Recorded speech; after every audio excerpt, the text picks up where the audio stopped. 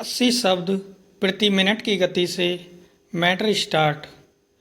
Monsoon सत्र के तीसरे दिन भी संसद नहीं चल पाई क्योंकि कांग्रेस इस पर अड़ गई कि पहले शिक्षा मंत्री धर्मेंद्र प्रधान त्यागपत्र दें, क्योंकि उनके इस्तीफे के बिना संसद में नीट पेपर लीक और इससे जुड़े अन्य विषयों पर सही तरह चर्चा नहीं हो पाएगी।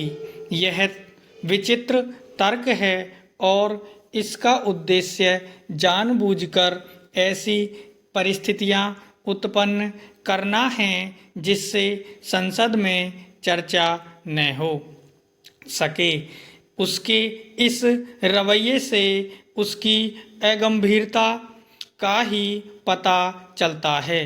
कांग्रेस का व्यवहार यह भी बता रहा है कि उसका उद्देश्य नीट मसले पर संसद में कोई सार्थक चर्चा करना नहीं बल्कि हंगामा खड़ा करना है। यही भाव भंगिमा कुछ अन्य विपक्षी दलों की भी दिख रही है। यह भी दिख रहा है कि उनमें इसके लिए होड़ मची है कि कौन छात्र हित की अधिक चिंता करता हुआ दिखे। इस सब की नौबत इसलिए भी आई क्योंकि सरकार ने नीट मसले पर जंतर मंतर पर धरना दे रहे समूह सीजेपी से समय रहते संपर्क करने की आवश्यकता नहीं समझी। उसने यह काम उस दिन किया जिस दिन संसद का मानसून सत्र शुरू हो रहा था और साथ ही सीजेपी का संसद मार्च भी। यदि सरकार समय पर सक्रिय होती तो संभवतः जो कुछ हुआ और हो रहा है उससे बचा जा सकता था। नीट पेपर लीक मामले में शिक्षा मंत्री धर्मेंद्र प्रधान की जवाबदेही बनती है, लेकिन उनका इस्तीफा समस्या का समाधान नहीं।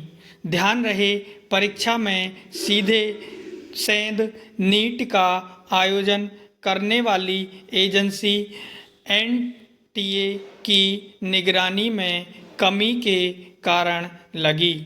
इस तथ्य की भी अनदेखी न की जाए कि उन्हीं परीक्षकों ने पेपर लीक कराए जिन पर इस परीक्षा की शुचिता बनाए रखने की जिम्मेदारी थी। स्पष्ट है कि यह नैतिक पतन और भ्रष्टाचार की पराकाष्ठा का भी मामला है। इसके खिलाफ भी आवाज़ उठनी चाहिए। शिक्षा मंत्री का त्यागपत्र विपक्ष को संतुष्ट भले कर दे, लेकिन इससे परीक्षा व्यवस्था में सुधार सुनिश्चित नहीं होगा। आज की सबसे बड़ी आवश्यकता परीक्षाओं की पवित्रता बनाए रखने वाले तंत्र का सही तरीके से निर्माण करना है।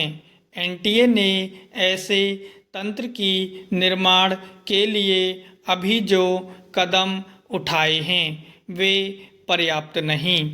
विपक्ष को परीक्षाओं की शुचिता सुनिश्चित करने वाले ठोस तंत्र के निर्माण में सरकार को जवाबदेह बनाने के साथ उसका सहयोग भी करना चाहिए। यह तब संभव होगा जब इस पर संसद में गंभीरता से चर्चा होगी। संसद के भीतर बाहर जैसी परिस्थितियां बन गई हैं, उन्हें देखते हुए शिक्षा मंत्री के त्यागपत्र की संभावना इसलिए नहीं क्योंकि ऐसा होने पर हर छोटे बड़े मसले पर संबंधित मंत्री के त्यागपत्र की मांग का सिलसिला कायम हो जाएगा।